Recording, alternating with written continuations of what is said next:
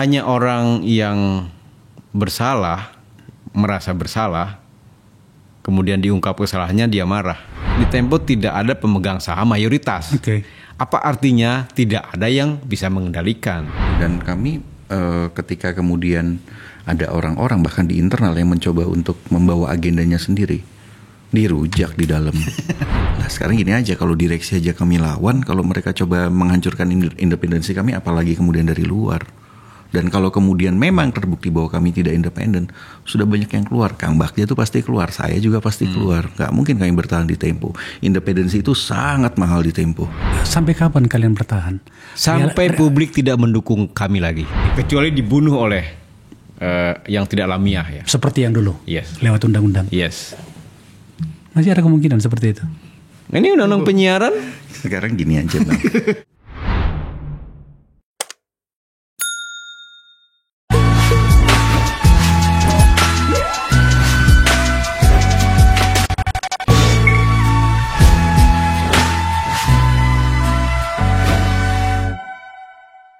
Ini pembicaraan 20 tahun sebenarnya. Bahkan lebih. Tapi terpaksa kita bahas lagi. Mau apa lagi? Seluruh nilai yang dibawa oleh reformasi ternyata baru sampai pada titik ini. Dengan sangat menyesal saya sampaikan itu. Apa yang saya maksud adalah teror yang ditujukan kepada insan pers sebagai kaki keempat demokrasi. Tempo, sebuah majalah yang susah payah menegakkan seluruh kaidah pers itu mendapat teror untuk kesekian kalinya, bukan yang pertama. Maka kemudian saya mengajak teman-teman Tempo ke sini. Sudah datang 2 orang, wakil pemimpin redaksi, Bagja Hidayat yang kesekian kalinya sini ya bro ya. Thank you ya. Dan Mas Pram ya, Stepanus Pramono, yang juga adalah host utama dari senior dari Tempo, bocor alus pasti tahu. Thank you ya Pram. Terima kasih Bang. Ngajarin kita ke sini ya, nggak apa-apa. Itu pembukaan saya tadi. Kenapa sampai kami mengangkat ini? Terornya satu hal, biarkanlah sudah dibahas oleh media yang lain ya. Tapi kami di sini selalu ingin melihat ke depan. Kenapa ternyata masih kita membahas seperti ini dan masih ada yang melakukannya. Coba tampilkan ini.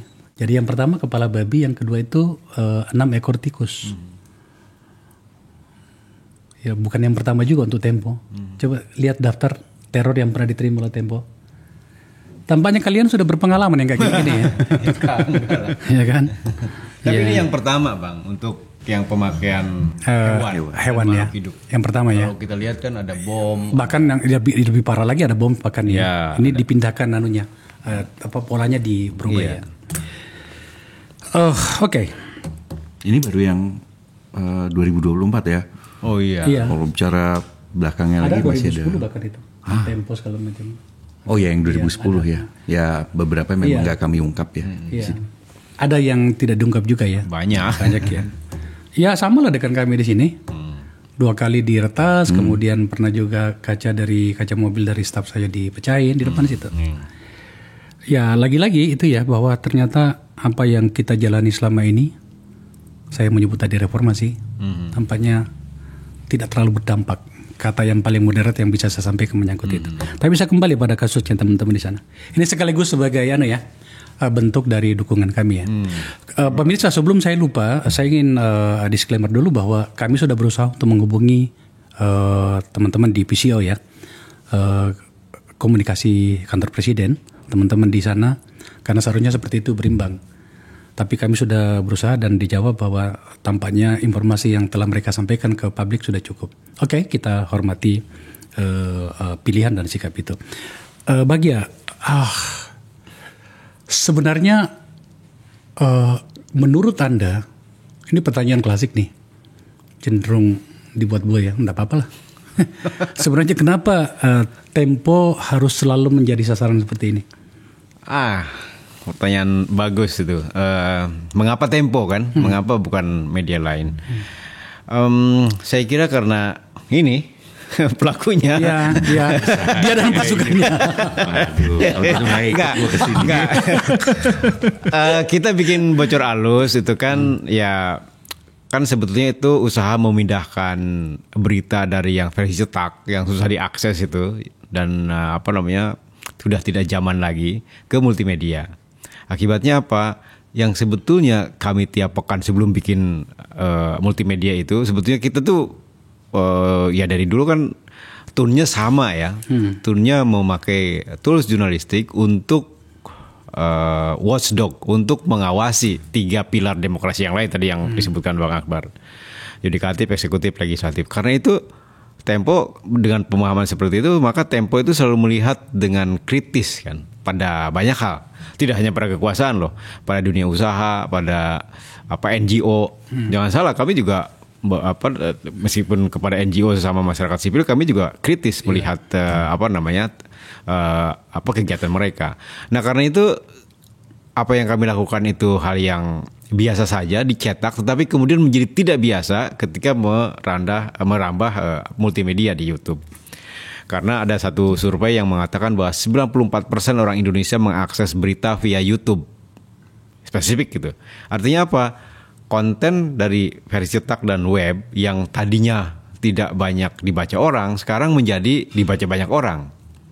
Karena itu mungkin jadi berdampak. Ya kan, sama dah dengan dulu nggak ada Akbar Faisal Uncensored, sekarang tiap kali ada narasumber kan viral. Ya artinya podcast AFU itu kan menjadi berdampak, sama dengan bocor alus, sehingga orang mendapatkan informasi yang lebih dalam tentang satu isu, satu topik itu karena mediumnya dipindah. Karena itu dengan ya namanya juga makin tinggi kan makin kelihatan, sehingga itulah jawabannya kalau Bang Akbar bertanya tadi pertanyaan itu. Itu satu hal. Saya baru sadar juga tuh. Nanti kita lihat, tolong dicek ya berapa sekarang Tempo berapa sih Oplah untuk cetak ya? Untuk cetak ya udah di bawah 100.000. Oh, sudah turun ya? Udah turun banget. Tapi kan penontonnya bocor alus itu meledak-meletup gitu ya. Ya iya. Tapi oke, itu penjelasan yang bagus. Cuman kan sesuai dengan apa yang saya lakukan pembukaan tadi, apa yang terjadi dengan kita hingga kemudian situasional seperti ini masih ada? Tidakkah seharusnya kita sudah melompat jauh? Bahwa teror kepada media selalu ada, iya, tetapi tidak dengan cara yang saya sampaikan tadi. Ini kan seharusnya 20-30 tahun lalu dan pernah terjadi. Kenapa terjadi lagi gitu? Ini mungkin kalau saya bukan ahli politik, tapi saya kira ini apa yang disebut dengan sindrom kekuasaan. Kekuasaan di kita itu selalu merasa terancam, kan? Terancamnya dengan apa? Dengan banyak kekuatan yang lain. Misalnya Pak Jokowi dulu dia bukan orang yang dari politikus, bukan pengusaha besar, bukan aktivis. Ya tentu saja yang dia lakukan adalah konsolidasi di dalam. Sama kekuasaan siapapun itu selalu konsolidasi di dalam kan. Begitu mereka konsolidasi di dalam, ada yang tidak setuju dengan konsolidasi itu, maka yang terjadi kerentanan. Nah, sindrom kekuasaan ini menganggap bahwa dirinya tidak aman. Karena itu, siapapun yang berada di luar konsolidasi itu dianggap sebagai tanda kutip musuh. Akibatnya apa? Dengan perspektif tadi yang saya sebut pers itu dengan perspektif kritis kepada kekuasaan, maka itu dianggap sebagai opposite gitu, oposisi. Nah dengan begitu maka dengan perspektif yang kekuasaan seperti itu, maka pers selalu dianggap sebagai ancaman. Sebelum saya ke Pram, Bro, you kan sebagai wakil pemimpin redaksi, agar kemudian penonton saya di sini juga paham tentang mekanisme di dalam bagaimana kalian mengelola informasi yang mungkin saja dan dalam banyak kasus itu mengganggu beberapa pihak. Coba jelaskan ke kita. Sebenarnya tuh mekanismenya seperti apa sih? Ada isu? Bagaimana isu itu Anda kelola, kemudian bagaimana penentuannya, biasanya kan di rapat redaksi tuh. Ya, saya pernah di dunia pers ya. Maka tolong dijelaskan, kenapa kemudian selalu Tempo itu memukul pada bagian yang memang tampaknya agak-agak gimana gitu loh. Oke, mungkin karena mekanisme internal di kita karena kami udah umur 54 tahun ya, udah tercipta sistem yang sistemik gitu di dalam, sehingga kami tinggal menyesuaikan dengan sistem itu. Di Tempo itu ada satu dalil atau klausul yang sekarang sih udah tercatat ya. Jadi kalau Bang Akbar datang ke rapat perencanaan itu minimal memegang 30% informasi. Jadi jangan berani-berani datang mengusulkan satu topik kalau tidak punya informasi dasarnya. Minimal 30% dari keseluruhan informasi itu.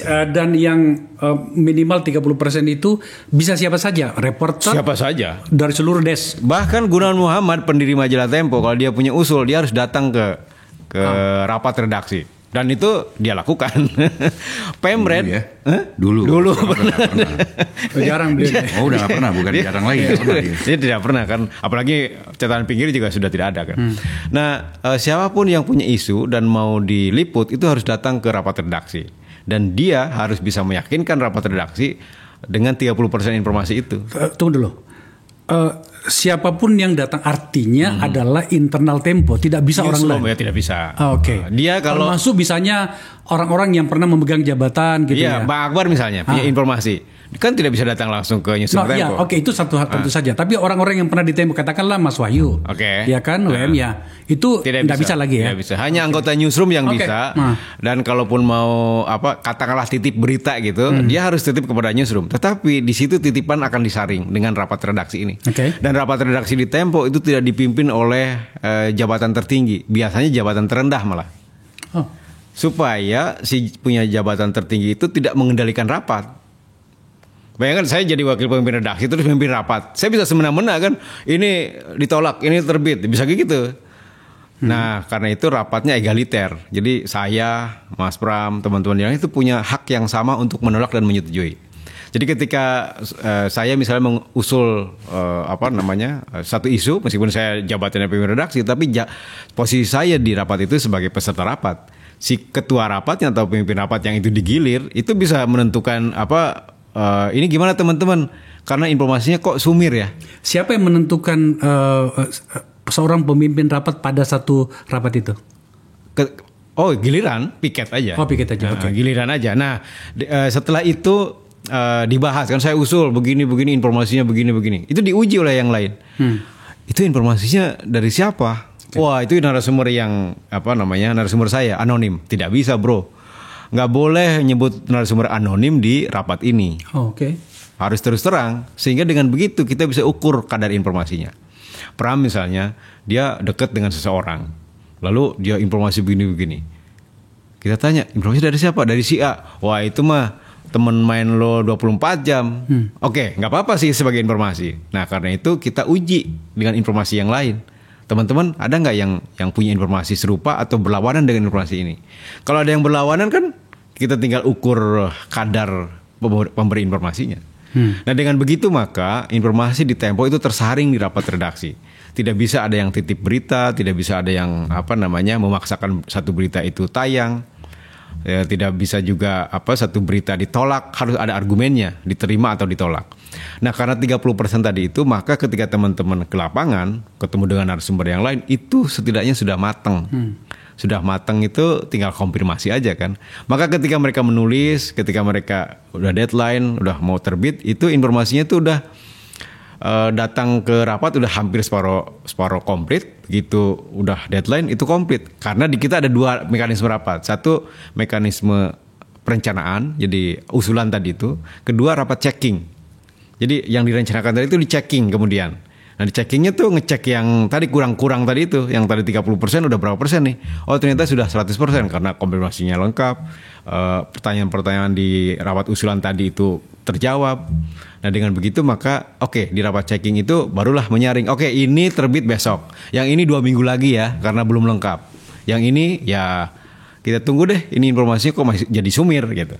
Jadi ada penyaringan di situ. Dengan disaring begitu maka tadi yang sebut Bang Akbar, ketika informasinya terbit itu menjadi menohok lah katanya. Anda pernah merasa, kalian teman-teman di Tempo itu pernah merasa ini keliru ini barang ini, tapi sudah telanjur kita kita terbitkan barangkali atau rencanakan itu, bagaimana ngeceknya? Ada dua, mengeceknya satu di kalangan kita sendiri ngecek, kedua narasumbernya juga pasti ngecek kan. Begitu baca mereka, kan karena di dunia pers ada dua mekanisme. Kalau kesalahannya kita tahu begitu terbit, aduh salah, karena ada orang yang bilang begitu sudah terbit, sudah tidak bisa ditarik, ini salah. Ada angka yang salah, ada perhitungan yang keliru, itu mekanisme ralat. Kita ralat. Tapi kalau narasumbernya yang keberatan karena kutipannya keliru misalnya, karena datanya yang salah, mereka bisa mengajukan keberatan. Keberatannya dengan hak jawab tadi itu. Nah, dengan begitu maka informasinya menjadi ketakar. Sekarang apalagi zaman digital, ralatnya itu di artikelnya kan. Kalau dicetak kan udah terbit. Di hak jawab saja, di kolom hak jawab. Kalau dicetak, sekarang kan ditempelkan di artikelnya. Kayak wawancara Pak Aguan tuh, kan Pak Aguan kirim 3 kali keberatan. Perasaan nggak ngomong begini deh Pak Aguan, kami punya rekamannya. Ya terima kasih atas suratnya, kami cek rekaman aslinya. Ternyata begitu kok yang kita tulis, maka kita jawab sesuai dengan pengecekan kami, seperti itu yang dikatakan oleh Pak Aguan. Lalu dia bergeser ke pertanyaan berikutnya. Yang pertanyaan ini jawabannya juga nggak begitu, kita cek lagi. Sampai 3 kali kan. Jadi sehingga dengan begitu pembaca jadi tahu kalau ada koreksi media itu wajib memuatnya. Itu bagian dari kerendah hatian jurnalistik Bang, kalau saya sebut. Saya masih punya poin untuk itu, tapi kita ke Pram dulu, karena tadi sudah dibuka ya, pintunya sudah dibuka bahwa ternyata efek pada digitalnya itu besar ya, dari cetak ke digital dalam bentuk gambar gitu. Dalam hal ini yang saya maksud adalah siniar bocor halus. Ada banyak gugatan loh Pram kepada model kalian ya. Itu kan cuma majalah Tempo yang dipindahkan ke situ, terus ditambah dengan omon-omon gitu ya. Kalau bisa dilihat seperti itu, mungkin wajar juga sih gugatan itu ya. Tetapi kan ternyata dampaknya besar. Maka tadi Bagja udah membahasnya dengan baik. Pertanyaan pada bagian ini gini. Bagaimana kalian teman-teman di Bocor Asli kan berempat di situ ya? Sekarang berenam ya? 6. Ada 6. Siapa aja sih di situ? Saya, Hussein Nabri Dongoran, Francisca Kristi Rosana, Raymondus Rikang. Tapi kemudian belakangan ada nambah lagi 2 nih, Egy Adiatama dan Erwan Hermawan. Nah, bagaimana kemudian agar kalian menjaga diri ya, bro ya? Ya kalian wartawan Nurul Matang lah. Tapi bagaimana kemudian material yang dari cetak yang kemudian dibahasakan di Bocor Halus itu tidak menjadi bias atau bahkan mungkin terlalu banyak penambahan-penambahan. Bagaimana kalian menjaga itu? Ya, pengawalan bahannya kami ketat ya. Jadi saya percaya betul bahwa para reporter yang bergerak untuk Bocor Halus ini, mereka punya informasi yang sudah terverifikasi, dan itu pun sebelum kami tayang itu juga kami rapat. Gitu, rapatnya untuk memastikan ini sudah terverifikasi belum. Ini sifatnya background. Oke, background, tapi berapa orang yang sudah ngomong gitu. Dan saya ngecek juga apakah ini orang-orang yang kemudian mungkin saja mencoba decoy informasi gitu ya. Nah, maka kami pun dari awal kan juga sudah menyeleksi narasumbernya itu. Gitu, narasumbernya, terus kemudian informasinya kesamaannya seperti apa dengan narasumber yang berbeda. Kita tahu bahwa pada masa sekarang ini, Bang Akbar, banyak orang takut untuk menunjukkan siapa mereka, untuk memberikan informasi. Mereka ingin informasinya diberitakan, tapi mereka tidak berani untuk muncul. Nah, disitulah kemudian kami datang, gitu. Dan ini belakangan agak lucunya adalah orang-orang yang seharusnya menjadi voice of the voiceless gitu ya. Dalam hal ini katakanlah DPR atau pemerintah, mereka pun mempercayakannya kepada kami untuk memberikan informasi. Mereka tidak berani untuk ngomong. Bang Akbar udah pernah di DPR, tahu lah, apalagi dalam kondisi seperti sekarang gitu kan. Makanya kami ini kami penampung aspirasi dari DPR maupun pemerintah gitu ya. Orang-orang yang ingin bersuara tapi tidak berani untuk menunjukkan dirinya. Informasi itu pun kami uji, kami verifikasi gitu. Kebetulan sebagian dari kami itu pernah ada di desinvestigasi, dan kami sangat ketat kalau di desinvestigasi itu untuk proses verifikasinya itu terus menerus. Kami tidak terima kemudian informasi dari satu narasumber saja, ya apalagi kemudian dia hanya mendengar, tidak berada di lokasi. Nah dari situ kemudian setelah semuanya oke, baru kami tentukan alurnya seperti apa dan kemudian ya sudah kami tapping. Tunggu dulu, saya agak confused ini. Di kepala beberapa kawanmu termasuk saya dan beberapa orang juga berpikiran bahwa material yang kalian bahas di Bocor Halus itu adalah dari Tempo cetak khususnya. Yeah. Tapi kalau begini penjelasannya berarti ada saja dan sudah terjadi, sering terjadi kalian mengangkat isu lain selain dari majalah Tempo cetak maksud saya. Pernah. Oh pernah. Beberapa kali. Misalnya kami mengangkat aksi Kamisan itu tidak ada di Bocor, tidak dari majalah gitu loh. Tapi kami angkat gitu. Terus juga ada waktu itu kalau nggak salah Erick Thohir ya, edisi Erick Thohir gitu. Itu kami keluarin duluan di Bocor Halus gitu. Cetaknya malah belakangan banget baru kami munculin. Gitu. Yang kedua adalah tadi itu katakanlah misalnya dari material dari cetak ya, kalian angkat di situ. Tapi ada lagi mekanisme untuk check and recheck di situ ya? Oh iya jelas. Oh oke. Jelas karena Bang Akbar boleh cek. Mungkin kami ini termasuk yang awal-awal menggunakan mencantumkan upaya konfirmasi sebagai satu podcast jurnalistik. Gitu ya. Kami mencantumkan konfirmasinya seperti apa, ada bantahan nggak? Kami mencoba untuk meminta tanggapan dari manapun, dari istana dan lain-lain gitu ya. Dan di situ kami cantumkan. Apakah ada podcast lain yang semacam itu? Saya nggak tahu, tapi rasanya saya belum pernah melihat ya. Karena lagi-lagi ini prinsip jurnalistik yang harus kami pegang, etik jurnalistiknya, dan dari situ ya kami mencoba untuk mencegah adanya gugatan atau kemudian sampai kami kalah di Dewan Pers gitu ya. Ya bahkan ketika kami sudah melakukan itu pun orang juga tetap menggugat kan. Gitu loh. Padahal kami sudah berulang kali meminta tanggapannya seperti apa. Gitu. Itu yang saya bingung sebenarnya, Bro.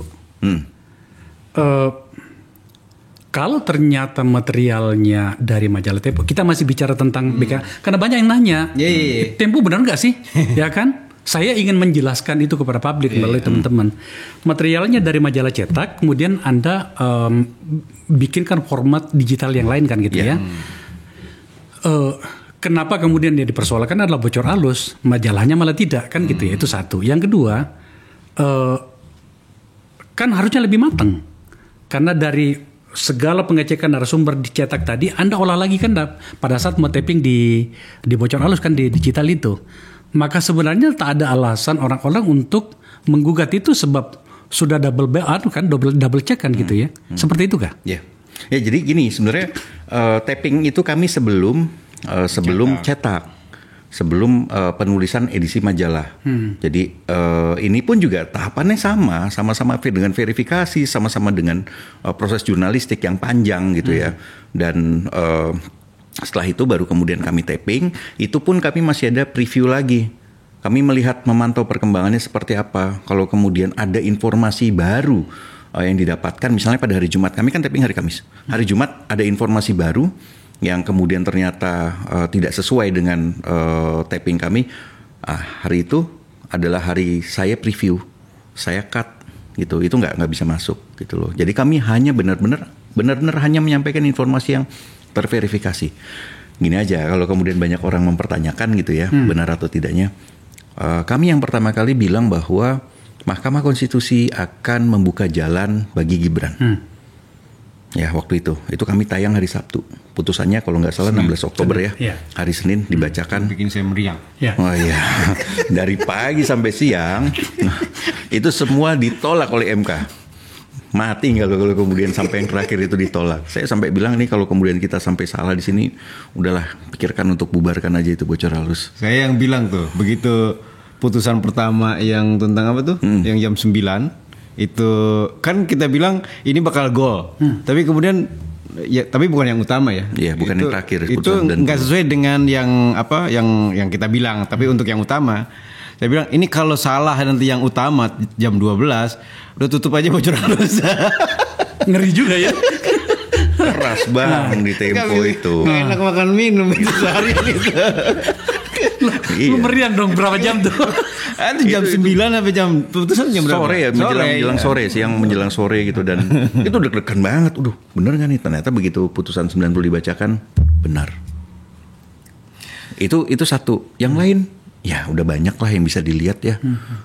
Gimana sih gitu apa yang kami sampaikan, misalnya kayak dalam pemilu, dalam pilkada ada keterlibatan dari lembaga negara. Dan itu kan real.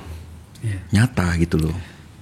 Tapi satu hal sih Bang, soal benar atau tidak liputan jurnalistik itu kami tidak mementingkan itu. Kami jauh lebih mementingkan pada prosedur dan prosesnya. Mengapa? Karena kebenaran dalam jurnalistik itu kan kebenaran yang terikat waktu.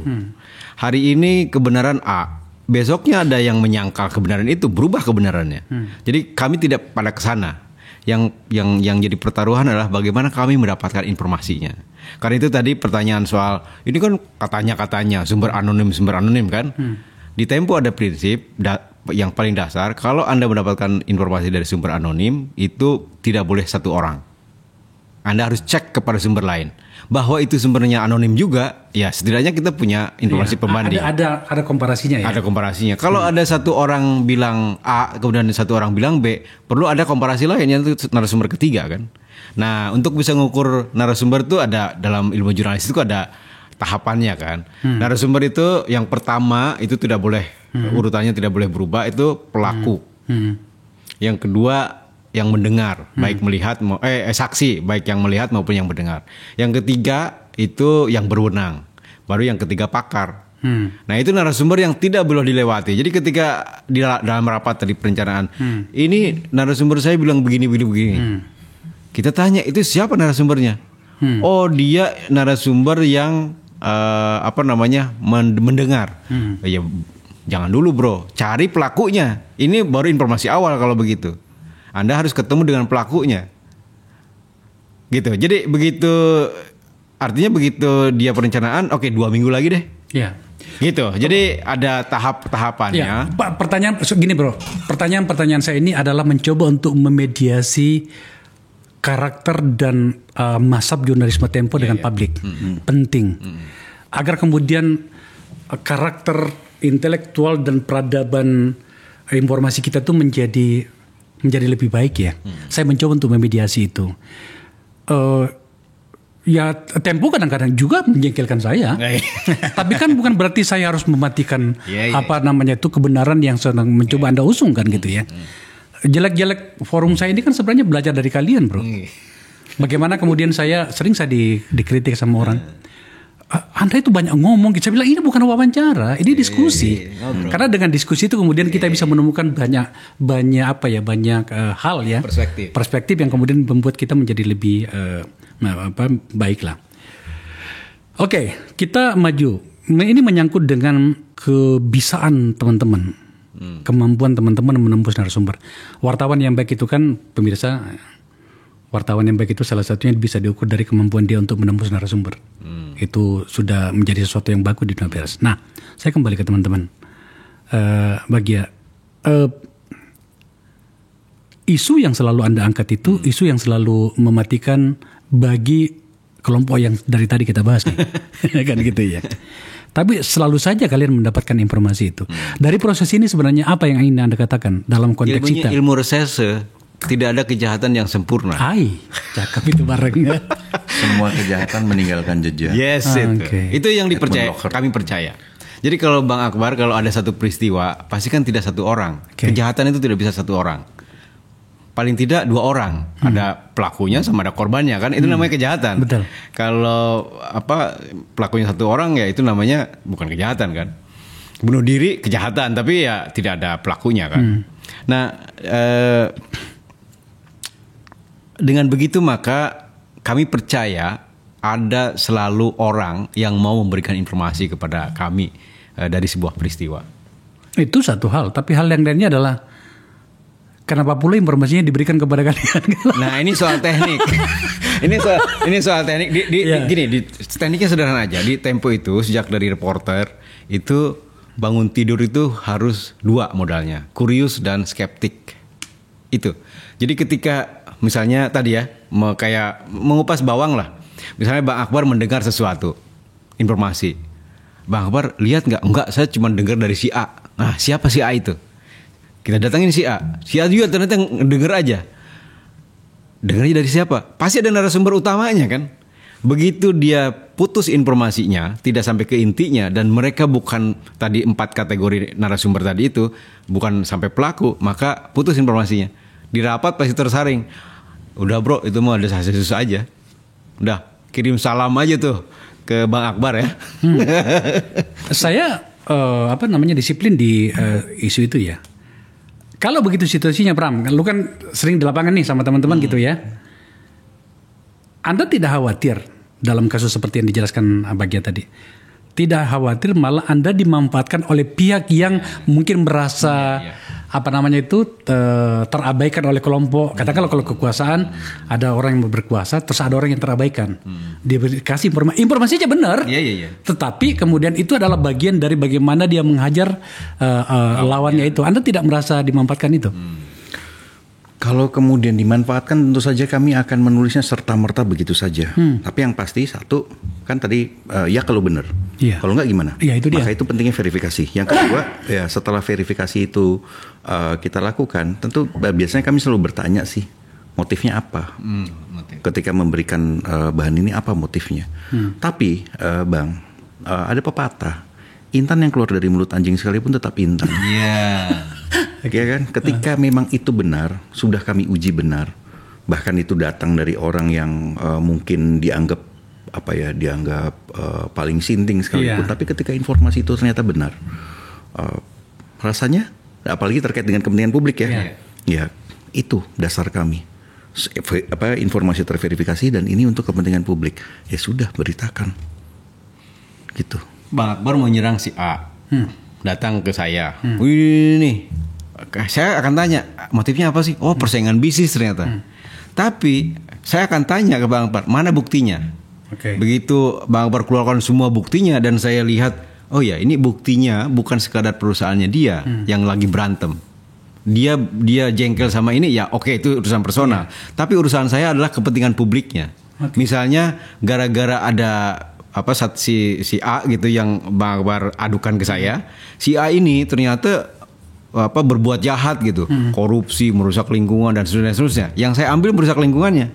Bahwa Bang Akbar itu bagian mendapatkan keuntungan dari situ. Ya itu tadi seperti Pram bilang, keluar dari mulut anjing pun kalau mutiara itu menjadi apalagi kepentingan publik ya kita beritakan. Artinya ini totally penyikapan publik ya, membahasakan kepentingan publik gitu ya. Tapi kalau Bang Akbar cuma nuduh-nuduh aja, ya kita bilang ya udahlah Bang, kita ngopi-ngopi aja.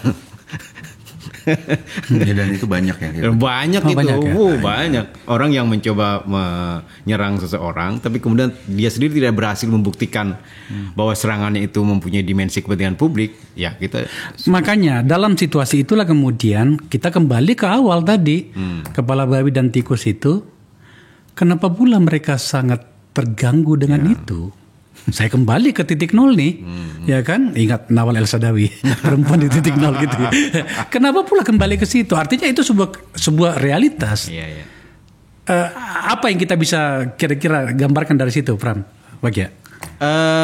Hanya orang yang bersalah, merasa bersalah, kemudian diungkap kesalahannya dia marah. Karena tidak ada orang bersalah yang diungkap kesalahannya kan. Jadi kalau dia marah karena diungkap kesalahannya, ya dia merasa bersalah.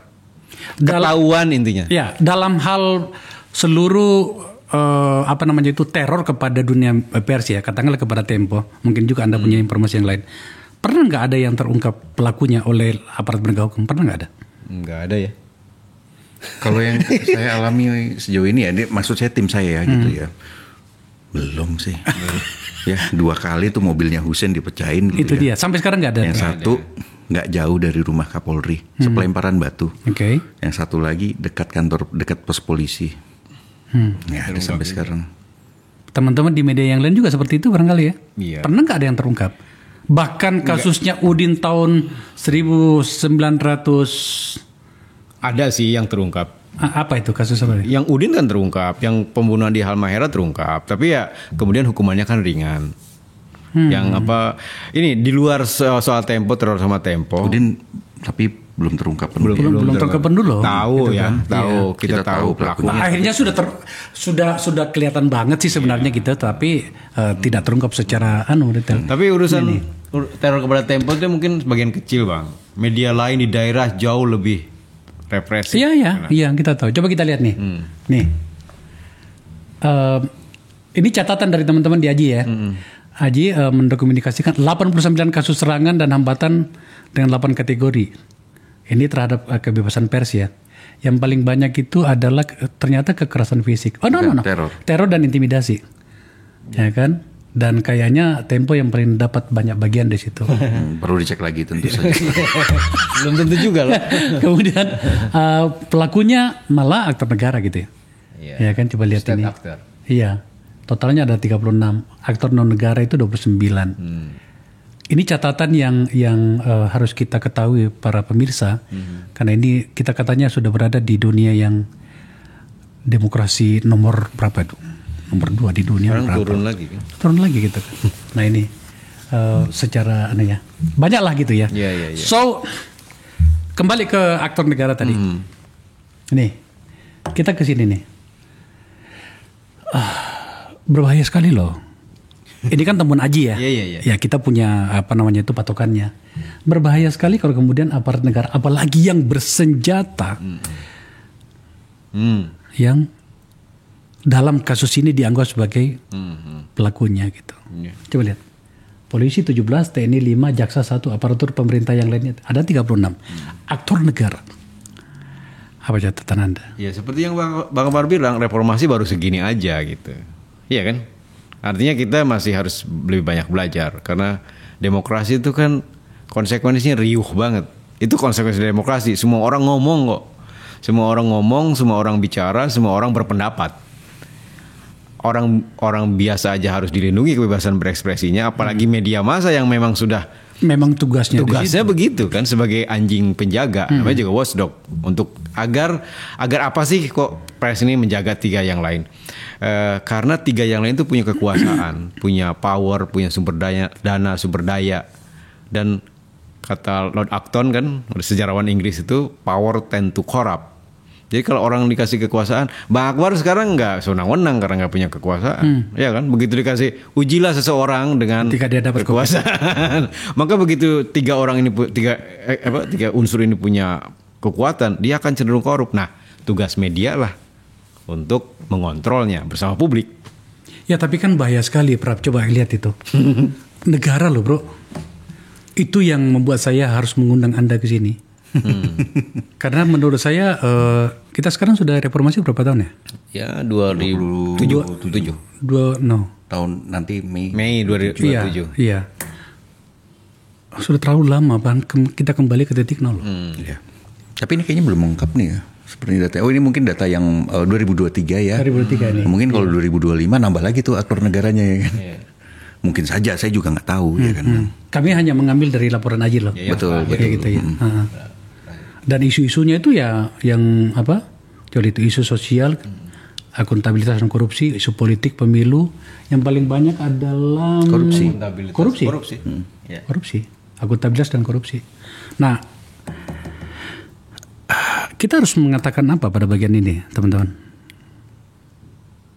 Aktor negara. Jadi tadi orang disebut korupsi kan tidak mau, makanya marah. Maksud saya itu di aktor negara itu loh. Ya kan. Alangkah hinanya kita sebagai sebuah bangsa ketika ada pihak yang kita berikan mandat dan itu atas nama konstitusi ya. Kadang-kadang konstitusi ini sudah jadi murah banget ini rasanya kita bicarain. Inflasi juga kita kan. Tapi ternyata masih terjadi. Ya itu dia sindrom kekuasaan tadi mungkin ya. Ini tidak tepat mungkin istilahnya atau apa rumusannya, tapi saya kira di kita itu orang ketika dikasih kekuasaan dia merasa kekuasaan itu punya dia sendiri. Bukan amanah atau mandat. Dengan begitu maka mereka yang tadi secara alamiah menjadi oposisi dan dalam demokrasi harus ada oposisi itu dianggap sebagai musuh. Iya kan? Nah, karena power tend to corrupt, maka aktor negara ini kan punya kekuasaan. Maka karena dia tend to corrupt ya dia pakai kekuasaan itu untuk menyerang siapa yang dianggap musuhnya itu. Yang walaupun dalam demokrasi harusnya ya itu hal yang biasa aja kan. tidak boleh. Tapi itu sindrom kekuasaan yang menganggap bahwa power itu milik dia sendiri gitu. Ya, dan kalau kita melihat, saya nambahin yang bawah-bawah. Itu kan melihat dari atasnya. Atasnya seperti apa? Penguasanya seperti apa? Kalau penguasanya benar-benar mendukung kebebasan pers, ketika yang bawahnya mau macam-macam, mereka pasti mikir dong harusnya. Karena dia lihat ya. Iya dong. Tapi ketika mereka melihat bahwa si penguasa ini tidak mendukung kebebasan pers, enak mereka mainnya, enak mereka menerornya. Ya kan semacam itu. Mari kita lihat apa yang disampaikan oleh presiden, misalnya gitu ya. Kadang-kadang kita juga bingung kenapa Pak Prabowo ini begitu mudah untuk mengecap antek asing gitu ya. Apa toh gitu loh. Sebenarnya apa yang salah gitu loh. Antek asing dan antara juga banyak ya kan. Itunya mengurusnya itu yang asing gitu ya. Ya terus apa gitu loh. Apakah karena kami kemudian misalnya katakanlah kami gitu ya. Kami juga tidak mau GR ya kan. Antek asing itu jangan-jangan Tempo tuh kita disebut-sebut tuh. Ya tapi kalau kemudian kita lihat muncul lagi kan ada demo menyebut Tempo antek asing, menerima dana dari George Soros dan lain-lain. Itu sudah kami jelaskan lah, capek juga kalau kemudian kami harus menjelaskan kembali ya kan. Dan orang yang banyak orang tuh sulit disadarkan gitu. Kita mau berbusa-busa seperti apapun ngomong susah. Nah tapi kita melihat ketika kemudian presiden saja ngomong seperti itu, yang bawah mereka akan kemudian menduplikasi. Tinggal melanjutkan lah. Itu atasan saya tidak mendukung kebebasan pers gitu. Kalau memang seperti itu ya. Cuman ya ini kan sekarang kan muncul nih bahwa serangan yang kami terima itu kemudian merupakan false flag. Artinya untuk menurunkan presiden. Ya elah gak usah jauh-jauh lah. Apa ya mungkin sih kita menjatuhkan seorang Prabowo hari-hari ini gitu. Saya kira tidak semacam itu ya. Kami hanya menjalankan tugas kami. Dan kami juga tidak menuduh bahwa pelakunya adalah pemerintah kok. Pada kasus kepala babi dan 6 ekor tikus itu, kalau saya baca nih baru satu dari pihak pemerintah yang memberi respon yang tampaknya sesuai dengan civil society ya. Baru Noel nih. Apa? Emmanuel Ebenezer nih yang mengatakan bahwa itu adalah biadab segala macam gitu. Yang lainnya belum ada ya? Kayaknya belum. Hah? Ada Menteri HAM datang ke kantor ya. Oh iya malam. Menteri HAM datang. Pak Pigai datang ke kantor. Pas kantor udah kosong itu. Tapi kantor udah kosong ya. Dia datang jam 9. Ya tapi kan setidaknya dia bersikap. Yes, betul. Berikan dukungan itu. Rasanya itu diutus oleh Pak Presiden untuk mengecek apa sih yang terjadi dengan kepala babi ini. Dan Pak Pigai disambut beberapa orang yang masih tersisa di kantor karena malam. Dan sudah dijelaskan ya ke Pak Pigai apa yang terjadi di kantor Tempo. Oke. Tadi Pram bilang capek kita menjelaskan tentang asing. Tapi nggak apa-apa bro. Mumpung kita tampaknya baru kami yang mengundang kalian bicara yang agak detail soal redaksi segala macam ya. Sekalian aja. Nah. Saya beberapa hari yang lalu itu ditanya orang. Saya percaya betul Tempo itu dibiayai oleh asing. Sebenarnya posisinya Tempo sekarang itu kan masih TBK ya? Masih. TBK berapa persen sih? Oke, saya jelaskan ya. Ini mumpung punya kesempatan ini. Struktur Tempo itu induk usahanya namanya PT Tempo Intimedia TBK. Jadi terbuka, udah listed di Bursa Efek Indonesia. Apa artinya terbuka? Bang Akbar, siapapun di Indonesia ini bisa mengecek ke laporan perusahaan. Karena itu kalau ada dana asing itu juga bisa ngecek. Itu kenapa penulis AS Laksana orang bisa mengecek Tempo dapat uang dari mana. Memang ada investasi di saham publik ini dari MDIF, Media Development Investment Foundation. Fund. Dari mana itu? Itu organisasinya George Soros. Oh, oke. Tetapi dia investasi, namanya juga investasi di saham publik ini. Berapa saham publik Tempo? 25%. Itu bersama nyampur dengan Bang Akbar, cuma 25%. 25. Itu paling besar loh 25%. Yang 75 masih private. 75 terpecah-pecah. Itu ada Yayasan Karyawan 21 Juni. Jadi ketika di Bredel 21 Juni 94 itu para karyawan bikin yayasan. Ada yayasan karyawan itu 9%. Yayasan 21 Juni itu 23 apa berapa gitu. Jadi yang paling besar adalah karyawan. Jadi kalau 21 tambah 9 berarti berapa? 30%, lebih besar dari yang di bursa. Nah, jadi kami ini itu pemilik sahamnya. Tapi dari sisanya itu ada perusahaan-perusahaan, ada Gravity Pairs, ada perusahaan-perusahaan pembangunan Jaya, ada apa lagi? Jaya apa ya? Saya lupa. Tapi itu perusahaan dan itu minoritas jumlahnya 10-15%. Artinya apa? Di Tempo tidak ada pemegang saham mayoritas. Apa artinya tidak ada yang bisa mengendalikan? Bahkan kami udah tidak ada yang mengendalikan pun kami ada prinsip pagar api, bisnis sama redaksi. Ya, saya akan bicara soal itu nantinya. Kan? Nah, intinya apa? Artinya apa? Dari yang kalaupun kami terima pendanaan MDIF, which is itu kami bukan yang pertama, itu ada Kata Data, ada Suara.com, ada Hukum Online, itu udah duluan mereka dapatkan MDIF. Memang MDIF ini mau membantu media agar hidup gitu. Berapa besar mereka punya di situ? Katakanlah dalam nilai ya. 4%. Dan itu kami harus bayar lagi ke mereka ya, Kang. Dan itu namanya investasi, Pak. Ya biasa di pasar modal kan seperti itu ya. Investasi itu orang datang, oke, kalian butuh apa? Oh, kami kan bukan punya program digitalisasi macamnya. Oke, saya punya investasi ya. Nih, 4% tadi itu. Apa artinya? Investasi namanya juga orang investasi. Ketika udah 3-4 tahun, dia akan nagih tuh duitnya. Ini investasi saya udah bertumbuh atau tidak. Jadi duitnya nanti dikembalikan kepada mereka. Tapi dengan kalian untung. Ya, maksud saya gini, pada bagian kali itu sih oke ya. Saya ini kalau misalnya forum saya ini saya lepas ke publik juga akan begitu juga nasibnya nantinya kan. Entah siapa yang mau beli nantinya gitu kan. Tapi pada kasus yang sedang dibicarakan banyak orang, teman-teman di Tempo bisa memastikannya bahwa agenda-agenda internasional itu tidak. Bagaimana caranya? Nah, itu makanya saya tanya. Iya. Oke, dia punya investasi. Berhubungan dengan siapa sih? Hubungannya dengan manajemen, dengan bisnis bukan kan? Bukan dengan redaksi ya? Bukan dengan redaksi, jauh banget. Itu mereka harus datang ke saya untuk mempengaruhi. Dan bagaimana caranya? Tidak ada mekanismenya. Ya. Mekanisme untuk mempengaruhi saya. Bahkan kalaupun saya terpengaruh sebagai wakil pemimpin redaksi, saya akan datang ke rapat. Apa enggak dipanggang nih sama anak-anak ini? Cuma 200 wartawan. Oh, pemimpin redaksinya tuh terpengaruh misalnya gitu. Kalaupun ada mekanismenya. Dan ini tidak ada mekanismenya. Satu. Kedua, dia hanya 4%, 4-5%. Minoritas banget. Bagaimana dia masuk ke situ? Terlalu kecil untuk melakukan agenda-agenda setting itu ya. Dan kami ketika kemudian ada orang-orang bahkan di internal yang mencoba untuk membawa agendanya sendiri, dirujak di dalam. Kami itu sudah beberapa kali demonstrasi loh di dalam, nggak keluar, hanya di dalam. Saya tahu kok. Ya, apa tahu, ya kan? Ketua Dewan Karyawan namanya Husein Abri Dongoran. Ya sebelumnya saya. Ya kami ya enggak, ketika kemudian kami menilai bahkan direksi sekalipun. Ketika kami menilai direksi ini kok cawe-cawe ya pada urusan berita ya. Oh, itu demo itu kami. Itu sudah berapa kali. Tapi bro, ini saya harus buka loh. Kan kalian kan suka belak-belakan ya. Beberapa ya memang sudah di luar sih.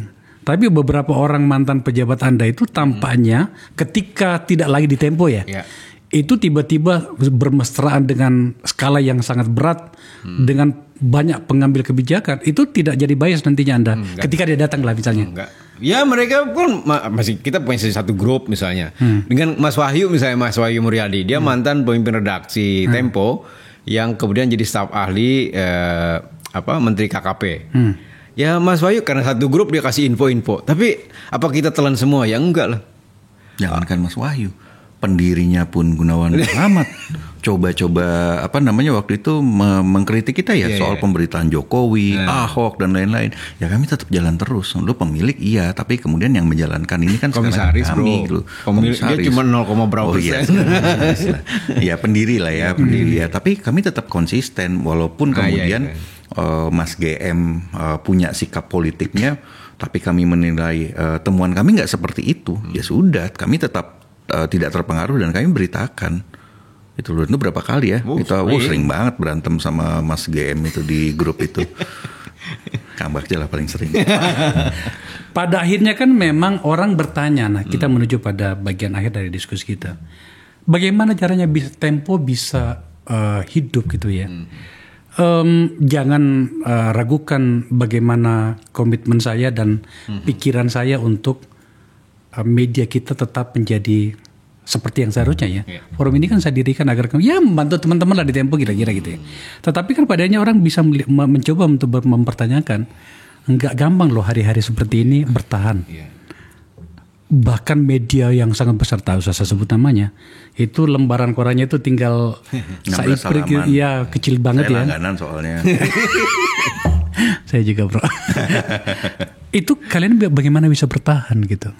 Iklan saya lihat di cetak ya, itu tidak banyak bro. Tidak banyak. Memang iklan kan decline gitu, terjun bebas. Nah pertanyaannya dari mana? Memang kami Tempo ini tidak kaya Bang Akbar. Dari dulu juga kan tidak kaya. Kaya itu sebelum Bredel dulu. Jadi tahun 94 itu reporter nolak iklan itu. Wah itu nolak iklan. Reporter yang naik jadi staf redaksi itu begitu lulus menghadap ke direktur keuangan dikasih 3 kunci mobil. Itu warna mobilnya tuh 3 itu. Milih saking kayanya waktu itu. Tapi begitu terbit kembali kan tidak sekaya itu. Nah dari mana duitnya? Dari yang tadi disebutkan Pak Akbar, dari iklan, dan sekarang kami bertumbuh pada subscriber, dari pelanggan, baik digital maupun cetak. Oh jadi sekarang ini cetak dengan bocor halus dan yang lain-lain itu terkonsolidasi ya? Yes, kan single brand sekarang. Jadi tadi dari bocor halus ada AdSense walaupun tidak besar, dari iklan digital ada, dari iklan yang cetak ada, dari jualan majalah ada. Tapi sekarang yang paling besar dari yang konsolidasi tadi itu dari subscriber. Karena itulah tulang punggung kami agar bisa menjadi independen. Enggak besar-besar amat, saya buktinya di sini kok. Enggak besar-besar amat itu. Ya makanya tadi saya bilang cukup untuk menghidupi liputan kita. Tidak kaya lah. Ya Tempo ini kelasnya kan tidak sebesar perusahaan batu bara ya. Ya kita cukup lah untuk menghidupi Pram kalau liputan ongkos taksi. Pram sebenarnya nggak cukup juga.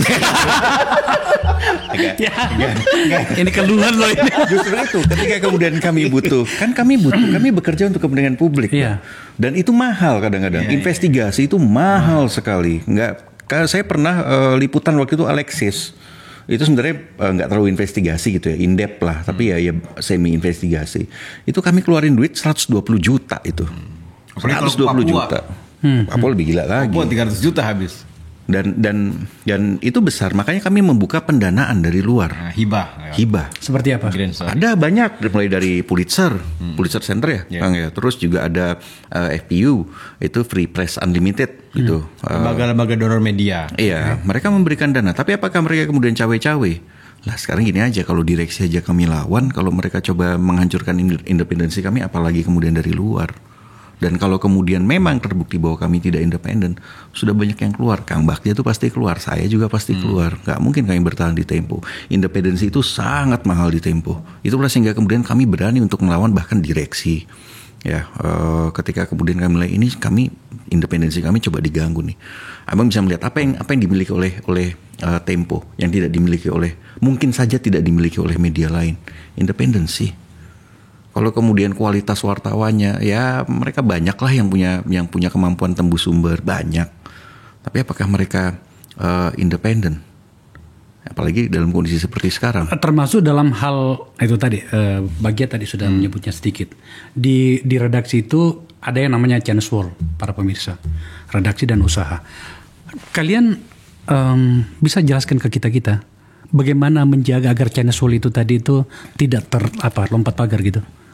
Buktinya adalah waktu kita operasi memulai citra itu ada surat yang dibocorkan Kementerian Kementerian Komunikasi dan Digital kan, waktu itu Pak Budi Ari. Karena ada yang dibocorkan. Tempo ini ngeritik ternyata minta duit juga. Itu karena kami tidak tahu apa yang dilakukan oleh anak-anak bisnis. Itu proposal bisnis Pak, menjalin kerjasama. Kami tidak tahu mereka juga tidak tahu apa yang sedang Pram kerjakan tuh. Ternyata kita lagi ngerjakan investigasi tentang dana-dana untuk memoles citra Pak Jokowi kan. Terima kasih Jokowi itu loh. Dia yang dikasih ke media, dikasih ke buzzer dan seterusnya. Nah tiba-tiba Komdigi mengeluarkan suratnya dari tim bisnis Tempo. Itu artinya apa? Firewall-nya jalan. Kami tidak tahu apa yang anak bisnis lakukan, anak bisnis tidak tahu yang kami lakukan. Mereka ngasih proposal sementara redaksinya mengeluarkan tentang kritik tentang proposal ini. Dan itu kan dibocorkan dan itu kan tidak disetujui ya yang proposal anak bisnis itu. Iya, dan itu bentuknya kerjasama yang lain ya. Kerjasama yang lain, bukan pemberitaan. Iya, bukan kemudian apa yang mereka inginkan terus kemudian kami serta-merta setujui. Itu kerjasama yang lain, Pak. Jadi yang kami tulis adalah ada pendanaan dari Kementerian Komunikasi kepada media agar menulis tentang terima kasih Jokowi, uangnya sekian. Anak-anak bisnis Tempo itu mengajak kerjasama untuk urusan lain. Kita tulis tahu yang tadi ke media itu, lalu dimunculkanlah ini tuh Tempo nulis operasi moles citra, dia yang sendiri minta duit kok. Lah iya, makanya itu oke. Saya terima kasih penjelasannya. Tapi masa sih nggak pernah terjadi benturan, bro? Kan rumah ini kan rumah yang menampung 200 orang lebih ya. Sering benturan. Tapi contohnya begini, waktu Food Estate ya, benturannya itu adalah kita nulis. Tiba-tiba karena mereka itu tidak tahu yang kita mau rencanakan. Kita nulis Food Estate Merauke ya.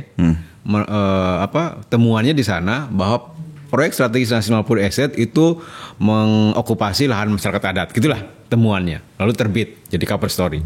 Besoknya tiba-tiba muncul tulisan iklan bahwa Food Estate Merauke sudah memenuhi AMDAL dan seterusnya, tidak merusak masyarakat adat dan lain-lain. Itu benar, tetapi bukan di lokasi yang kami tulis gitu. Nah, anak redaksinya protes. Mengapa iklan semacam ini muncul? Si anak iklannya bilang, lah kami tidak tahu itu ada urusan liputan Food Estate juga.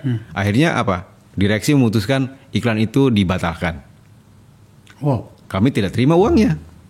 Ya karena dibatalkan. Dan dikasih keterangan di situ, iklan ini dicabut karena tidak sesuai dengan temuan redaksi 8. Sampai segitu kalian menjadi. Kami sudah beberapa kali kayak begitu. Ada buktinya di. Sebenarnya anak iklan di Tempo itu kadang-kadang memendam rasa kesal pada anak redaksi. Jadi kalian tahu diri gak sih bacain itu tuh kalian gitu kan? Iya, jadi waktu itu kami investigasi soal satwa liar. Satwa liar tuh. Itu kami menuliskan bahwa Menteri Kehutanan waktu itu memiliki sejumlah satwa liar di depan rumahnya dipelihara waktu itu. Ya habis itu kesepakatan bisnisnya hold dulu. Dan mereka ya anak bisnisnya ya kesel lah. Udah dipegang nih ibaratnya ya kan, target tercapai mungkin sebentar lagi, tapi kemudian karena pemberitaan kami Kementerian Kehutanan menghold, nggak ada, tar dulu gitu loh. Dan itu terjadi berulang kali bahwa kemudian pernah ada yang lolos, ya tapi kemudian ya itu ujungnya demo, ujungnya protes. Saman bergerak. Beruntungnya kalian menghadirkan platform sama dengan gua, bro. Iya kan? Bocor halus gitu ya. Itu mungkin bisa menjadi jawaban bagi masa depan idealisme Tempo ya. Tapi kan secara ekonomi saya nggak tahu kalian ya, bro ya. Pram ya, kalian di sana gimana? Tapi di kami sangat tidak bisa menjadikan kami kaya dari situ. Iya. Ya sama bang. Iya makanya gitu kan. Maksud saya adalah bagaimana kemudian, nah ini pertanyaan besarnya, bagaimana kemudian kami bisa berharap bahwa Tempo tetap bisa hadir bersama dengan idealisme bangsa ini menuju masa depan dengan situasi di mana kalian terancam secara ekonomi dari situasi dan pilihan idealisme Anda. Ya, kami sih sudah belajar banyak ya. Sudah tertempa, sudah terbiasa ketika COVID segala macam ambruk gitu. Tapi kami tetap bertahan dan tidak menggadaikan independensi itu ya. Itu yang paling mahal banget buat kami, itu terlalu mahal kalau sampai kemudian ini tercemar gitu. Dan kami juga saling memantau kok sebenarnya di dalam itu. Kami saling melihat gitu. Ini orang bawa kepentingan nggak ya? Ini punya kedekatan nih. Nah, itu dia. Saya juga mau tanyakan itu. Apakah kalian yakin ya, teman-teman di Tempo ya? Kalian yakin bahwa tak ada organ di dalam, apalagi di redaksi yang terafiliasi dengan satu kekuatan di mana kemudian itu menjadi lawan Anda? Mungkin ada. Tapi kami tidak boleh percaya sama teman sendiri bahkan. Kan skeptik. Mungkin ada, tetapi tugas saya wakil pemimpin redaksi itu tugasnya bertanggung jawab pada internal ya. Internal. Oke. Jadi saya harus memastikan rapat itu memang harus egaliter. Rapat itu harus menjadi filter utama untuk menyaring isu. Saya harus memastikan itu. Kalau ada cacat-cacatnya, saya rewel banget itu. Rapatnya tidak boleh begini, itu ngomong itu presentasi nggak boleh begitu ya. Kayak gitu, saya ngingetin teman-teman agar kewibawaan rapat di Tempo itu tetap terjaga. Nah, dan Kang Bagja ini galak. Saya pernah disuruh, saya lagi nggak ikut rapat, terus tiba-tiba dipanggil, suruh ikut rapat, panggil tuh si Pram gitu. Nah, saya nggak tahu apa-apa, terus kemudian dipanggil gitu kan, suruh menjelaskan. Oh ya udah, kemudian saya jelaskan gitu. Ya semacam itu sampai segitunya. Nah iya, makanya pertanyaan saya tadi, saya butuh penjelasan teman-teman. Kan apapun namanya, ya karena kami di sini berkomitmen berjalan menuju masa depan dengan seluruh risikonya, maka kemudian bertanya, sampai kapan kalian bertahan? Sampai publik tidak mendukung kami lagi. Jadi Tempo akan ada selama publik mendukungnya. Dengan cara bagaimana? Dengan cara berlangganan. Dengan cara membeli produk kami. Menurun ya pelanggannya ya? Naik ya? Digital cetaknya yang turun. Tapi langganan saya langganan juga. Digital makin gitu. banyak. Makin banyak. Berapa sih? Apanya? 1 tahun berapa? 1 tahun 500 sekian ya? Apanya?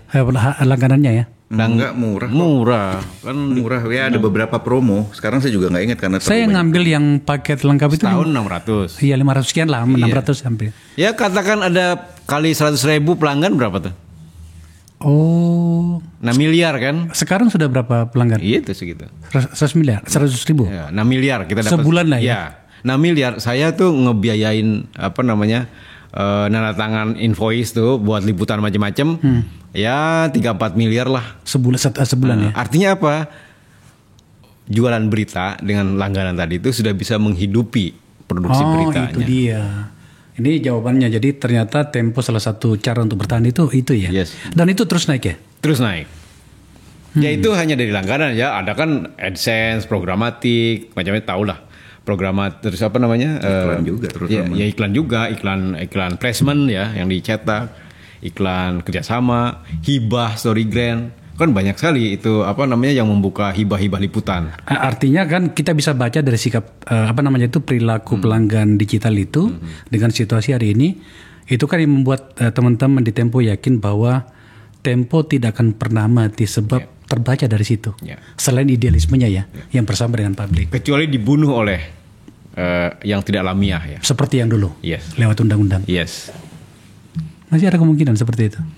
Ini undang-undang penyiaran. Sekarang gini aja Bang. Undang-undang penyiaran kan mau dibikin. Kita lihat ya. Ini jadi pembicaraan nih di kami di Des Nasional atau tim bocor halus. Kami bertanya apalagi ya nanti ya. Siapa lagi nih yang kena nih? Dan semua pertanyaan sama. Kapan si Pram kena ya gitu loh. Karena yang belum kena kan saya. Ya kita tentu semua harapannya adalah jangan sampai ada yang kena gitu kan. Mau itu wartawan Tempo, mau itu wartawan di luar Tempo. Jangan sampai kemudian ada lagi intimidasi terhadap pers. Dan tapi kita tahu bahwa sekarang ini semua bisa melakukan apapun dengan peralatan yang luar biasa ya. Dan kami juga dapetin info bahwa ada lembaga negara yang tiba-tiba bisa melakukan operasi-operasi tertentu gitu. Apa sih nggak mungkin Pegasus saja ada kok di negara ini. Zero click bisa diketahui semua. Terus apa nanti? Doxing. Apalagi? Ya intinya mereka akan kill the messenger. Orang akan didiskreditkan, dimatikan, pembunuhan karakter dan lain-lain itu dilakukan supaya kemudian masyarakat tidak percaya pada infonya. Padahal yang disampaikan selama ini benar gitu loh. Ini akan terus terjadi. Apakah ini hanya sebatas teror kecil, bukan kecil ya ini. Apapun teror itu pasti tidak boleh kita anggap enteng. Tapi ini akan terus berlanjut. Dulu waktu itu ada RUU penyiaran ya, revisi gitu. Ya kami juga tidak mau GR. Apakah jangan-jangan itu ditujukan buat podcast yang atau tayangan yang kritis pada pemerintah? Ya dan jawabannya ya memang iya. Gitu loh. Nah. Jadi RUU penyiaran itu mau melarang liputan investigasi multimedia. Artinya apa? Bocor halus tidak boleh lagi menayangkan liputan investigasi. Liputan investigasi hanya ada di versi cetaknya. Itu yang bikin undang-undangnya pinter. Dia tidak melarang yang versi cetaknya, dia hanya melarang yang multimedianya. Sehingga apa? Konten di dalam yang versi cetak tidak disebar, tidak membesar skalanya. Yes. Berarti kalian yang disasar itu, Bro? Ya nggak tahu, jangan GR juga, Bang. Iya. Emang kenapa sih kalian begitu nakal ya? Karena nakal sekali kalian ya. Masa sih kami nakal? Enggak ya? Ya kami ini cuman manusia-manusia yang hobi celelean, bergurau gitu ya. Dan kami memang biasa di Tempo biasa seperti itu. Gitu. Kami biasa kemudian beradu pendapat gitu dan lain-lain, biasa itu. Itu tunggu dulu. Undang-undangnya jadi ya? Ya udah masih prolegnas ya. Ya, kalau nggak salah ini bentar lagi akan dibahas. Akan dibahas. Saya malah mendengar bahkan untuk forum seperti saya ini juga bisa. Oh iya. Jadi bukan hanya bocor halus. Bukan cuma bocor halus gitu. Mungkin lebih spesifik lah untuk investigasi ya. Tapi untuk seperti kita ini juga katanya. Jadi Bang Akbar nanti tidak bisa mengundang kami ini untuk ngomongin satu liputan investigasi gitu. Karena dilarang menayangkan liputan investigasi multimedia itu. Jadi nanti yang terjadi di Facebook, di YouTube itu ya hal-hal yang ringan-ringan, ketawa-ketawa, gimmick-gimmick gitu. Itu yang akan diakses oleh 94% masyarakat Indonesia. Yang 6%-nya?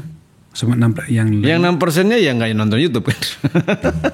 Hanya 6% artinya yang mengakses berita berkualitas. Teman-teman, dari lubuk hati yang paling dalam kami di forum ini, dan saya yakin saya didukung oleh banyak orang, tetaplah pada komitmen itu ya. Ya. Tidak sekali dua kali kan saya undang kalian untuk ini di sini. Ya. Karena itu artinya. Terima kasih untuk itu. Ya tentu saja kita harus saling menguatkan. Yes. Kami hanya mencoba untuk memperbesar medium pembelajaran antara kita dengan forum ini. Sekali lagi saya yakin teman-teman di sana lebih kuat karena Anda sudah sering ya di teror seperti ini. Dan tetap aja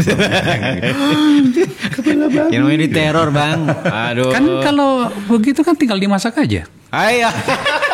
Seperti kata siapa itu ya. Oke, teman-teman thank you ya. Thank you. Pemirsa, kami mengambil membicarakan hal yang berbeda. Kepala babi dan 6 ekornya itu memang pintu masuknya, tapi kami membahas hal yang lebih jauh dari situ. Pertanyaan yang paling utama itu, bangsa ini mau menuju ke masa depan enggak? Nah, ada satu elemen masyarakat bernama pers, dan itu bernama Tempo, yang bersusah payah menghadirkan diri untuk itu. Jangan khawatirkan, saya juga sering dongkol sama Tempo. Tapi bukan berarti kemudian saya harus berdoa agar kemudian mereka mati. Enggak bisa seperti itu. Kalau kita memikirkan anak cucu kita, maka jangan pikirkan diri Anda hari ini, pikirkan mereka. Dan saya yakin Tempo juga senafas dengan pikiran yang barusan saya sampaikan. Sekali lagi terima kasih teman-teman. Untuk itu saya juga harus menyampaikan kami di sini punya forum namanya Rakyat Bersikap. Ini forum ini adalah memediasi pikiran yang mungkin unek-unek dari warga. Nah kami rekam, ada 3 formulanya, ada 3 modelnya, pengaduan, polling, dan petisi. Kali ini kita bermain di polling ya, di sikap ya. Temanya hari ini adalah DPR, kapan Anda mau tepati janji mewakili rakyat pemilihmu? Karena hari-hari ini begitu banyak isu yang dimana masalah, bahkan bukan isu, masalah dimana kemudian rakyat itu ingin berlindung ke wakilnya. Tapi justru wakilnya di DPR sana itu lebih memilih bersanding dengan yang lain. Maka kemudian rakyat yang memilih Anda itu ditempatkan di mana? Itu yang kami mau picture. Silakan berkunjung ke platform kami www.rakyatbersikap.apu.id. Sampaikan pikiran Anda di situ. Sedapat mungkin kami akan menyampaikan kepada para pihak yang Anda tuju. Karena ini adalah DPR, nah di mana saya pernah berkantor di sana, sedapat mungkin sikap Anda itu sampai ke sana. Forum ini adalah percakapan antara anak bangsa agar kemudian kita menuju masa depan. Terima kasih telah menyaksikan percakapan ini.